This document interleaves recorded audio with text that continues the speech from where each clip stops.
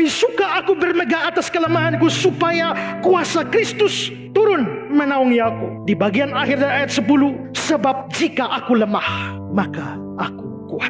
Kata kuasa Kristus menaungi ini kata Yunaninya adalah episkenoo, yang artinya menutupi, seperti tenda menutupi. Seperti orang di dalam tenda ditutupi oleh tenda, demikianlah kuasa Kristus menutupi setiap anaknya yang sedang menderita karena duri dalam daging.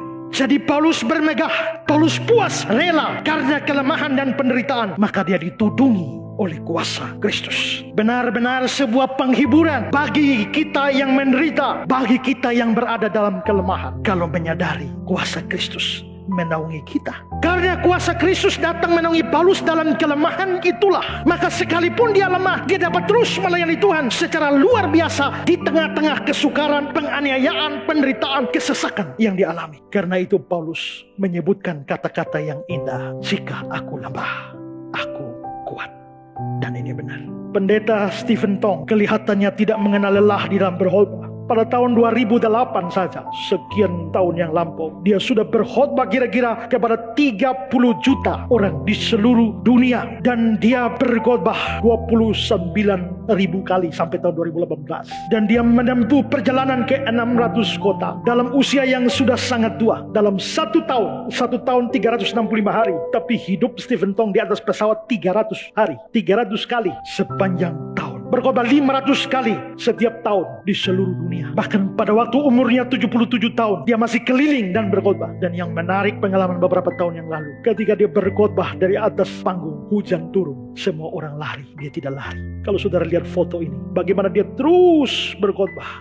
Ya, dia terus berkhotbah. Ya, hanya dipayungi, terus khotbah, terus khotbah. Pertanyaan kita, mengapa bisa begini? Kenapa begitu? Ketika aku lemah, aku kuat. William Barclay menceritakan ada seorang perempuan yang sakit sekali, sukar disembuhkan.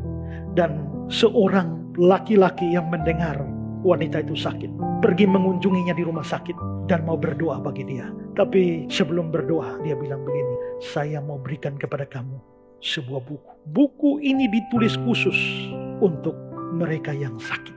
Buku ini pasti memberkati kamu. Lalu dia tunjukkan buku ini. Kamu tahu buku ini? Wanita yang terbaring sakit itu tahu, sangat tahu. Kenapa? Karena penulisnya adalah saya sendiri. Dia sakit, tapi dalam kesakitannya dia masih menulis buku untuk orang sakit. Kenapa bisa begitu? Karena ketika aku lemah, aku kuat. Orang-orang ini mengalami paradoks yang diucapkan oleh Paulus. Dan anak-anak Tuhan yang terus gigih ikut Tuhan, layani Tuhan, sekalipun ada duri dalam daging, akan sangat menyadari paradoks ini, bahwa di tengah-tengah kelemahannya, di tengah-tengah penderitaannya, di tengah duri-duri yang menancap dalam dagingnya, kekuatan Tuhan menaunginya.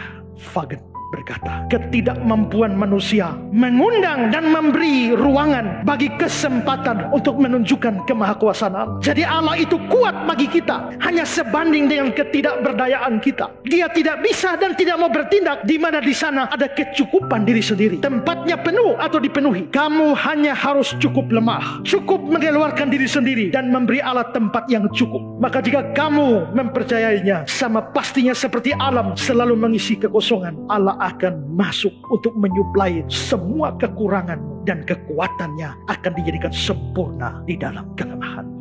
Bayangkan, jikalau saya kuat 50%, maka Tuhan hanya bisa suplai saya 50%. Tapi kalau kekuatan saya hanya 30%, Tuhan hanya bisa menyuplai saya 70%. Tapi ketika kekuatan saya 0, maka Tuhan bisa menyuplai saya dengan kekuatannya 100%. Karena saya 0 lemah, itu membuat Tuhan suplai 100, maka saya menjadi kuat. Ketika aku lemah, aku kuat.